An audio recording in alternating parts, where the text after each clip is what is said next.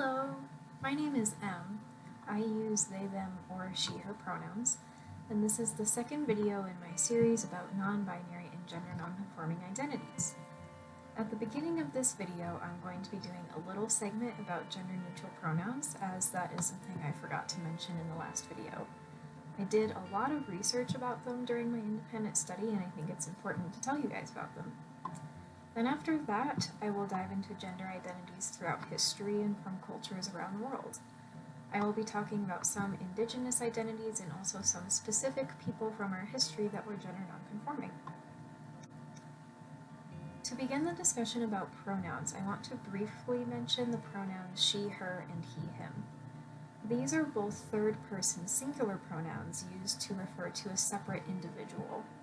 She, her is traditionally used for girls, and he, him is traditionally used for boys. I want to make the note, however, that many non-binary people will use these pronouns even though they are traditionally seen as binary pronouns. Now, one of the most commonly used gender-neutral pronouns are they, them. The word they has many different uses in the English language and is widely known as the third-person plural pronoun, meaning the way we refer to a separate group of people or things. They can also be used in several other ways as a singular pronoun, though. First, as a personal non-binary pronoun, such as when somebody says they use they-them pronouns, and second, as a way to refer to someone whose pronouns you do not know.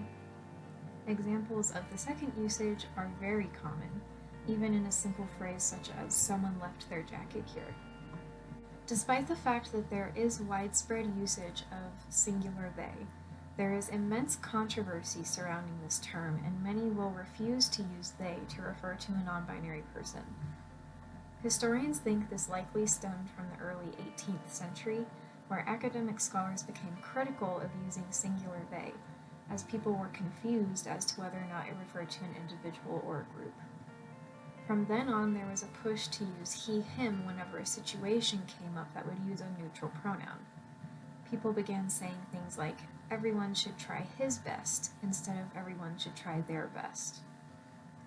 This change clearly pushed the idea that the masculine is preferable to the feminine, which is something that feminists and queer activists have been working to dismantle for decades now. Because of this, singular they is incredibly important in activism for gender rights and equality. It is also inclusive to gender nonconforming people and fights the assumption that there is a gendered hierarchy where masculinity is superior to femininity. In addition to singular they, some non-binary people also use neopronouns. These are pronouns that are new, that have been created for using instead of they, them. While these pronouns are considered new, some of them are way older than we may think. For example, the pronoun set am-er was created in 1975 by dropping the th from they, them, their. The pronoun set thon, thons, and thonself was in the Funk and Wagnall's dictionary from 1898 to 1964 and is a combination of that and one. The earliest set of neopronouns that is known is me, nis, near, which was used in the 1850s. In addition to these, neopronouns that are commonly used today include sie, zem, zier, and sie, here, hears. Individuals who use neopronouns do so for a variety of reasons. Some like them because they are completely separate from the gender binary, and others like them because they're weird and unusual, and that is what fits perfectly with their gender identity. Whatever the reason a person would like to use neopronouns or gender-neutral pronouns, it is important to educate yourself on the usage of that pronoun and respect the person's wishes. Now that we've finished with that mini segment, let's get into the main topic of this video: gender identities throughout history and from cultures around the world. I will be talking about some indigenous identities and also some specific people from our history that were gender nonconforming. I want to start this video out by saying that the language and terminology that we use to understand gender nonconformity is heavily influenced by the Western gender binary. Many researchers looking into indigenous gender identities note that it may be impossible for Western researchers to fully understand these identities and what they truly represented in their native cultures. Many identities we will be looking at today are inextricably linked to the religion and spirituality of the native culture, which is something that is difficult to grasp using a Western scientific lens. I ask you to try to put the gender binary aside and listen to the rest of this video with an open mind. Also, a mini disclaimer. I will not be presenting any of the following information in any particular order. Due to the fact that these identities are from around the world and are often not tied to a specific time period, I found it impossible to organize these into chronological order. It's also important to note that due to the vastness of Western colonialism and imperialism, many of the cultural structures I am going to talk about have been highly influenced by the Western gender binary and may not be seen in these cultures in modern day. This video is largely a look at how these cultures historically saw gender. The Inuit people are the people indigenous to the North American regions of Alaska, northern Canada, and Greenland. The Inuit people have a very fluid view of gender, and the gender roles in this culture are not historically strict. Women were encouraged to hunt just as much as men were encouraged to sew. Children were often named after a recently deceased family member regardless of the sex of the child or the family member, showing that names were not closely tied to gender in Inuit culture. People who held what we can only describe as a non-binary identity were highly regarded in Inuit culture and were often shamans. Shamans have a mediator role in Inuit society, representing the bridge between the earthly and the spiritual, human and animal, and in this case, the masculine and the feminine. Shifting between the masculine and feminine was not only accepted in Inuit culture, but those who did so held the utmost respect of their peers, and they were a cornerstone of their culture and community. The Juchitán people are native to Oaxaca, a state in Mexico. Within their culture, there is a gender called Mushay, which has been described by Western researchers as a person who appears to be predominantly male, but also displays feminine characteristics. This identity is seen as a unique blend between the masculine and the feminine, and Mushay are often highly regarded in Juchitán society for their unique sociality, companionship, and aesthetic. On occasion, though, Mushay will face disdain from men, as their existence is a reminder that masculinity is a social construct. It is important to note that the Mushay identity has no connection with the person's sexuality, and although many Western people may assume Mushay are homosexual, that is not the case within their culture.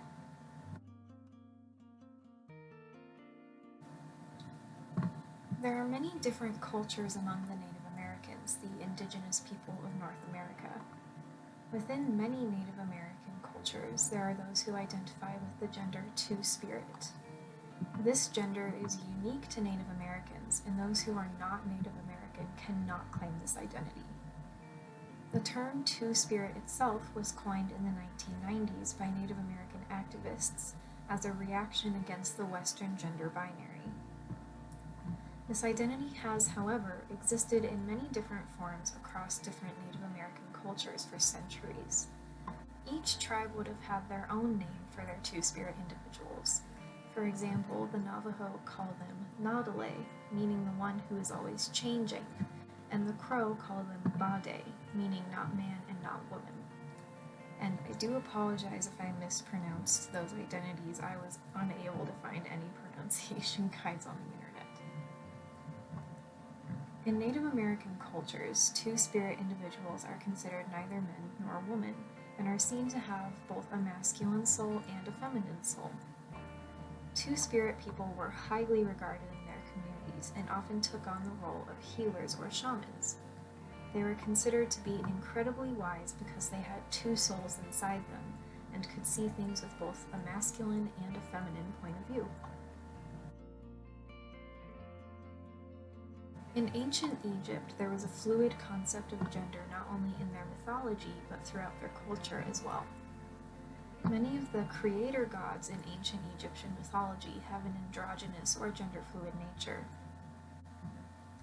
The goddess Neith, for example, is a female creator deity whose name was connected with weapons in hunting, and she was often drawn with a penis. The goddesses Isis and Mut were also depicted very masculine, and were seen in Egyptian culture to be parts male and female. Inversion of gender and sexuality is a key part of Egyptian mythology, and it paved the way for Egyptian culture to have some gender variety.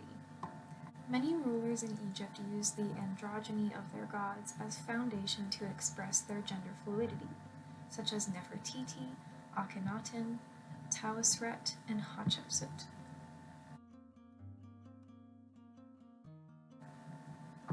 Hatshepsut is considered among Western scholars to be one of, if not the first transgender person recorded in history. However, their story goes much deeper than that. I am going to continue using they/them pronouns for Hatshepsut, even though all of the information I found was using she/her. Hatshepsut was indeed assigned female at birth, but it is clear that they explored with and felt quite comfortable presenting more masculine, showing that they did not conform to the gender norms at least.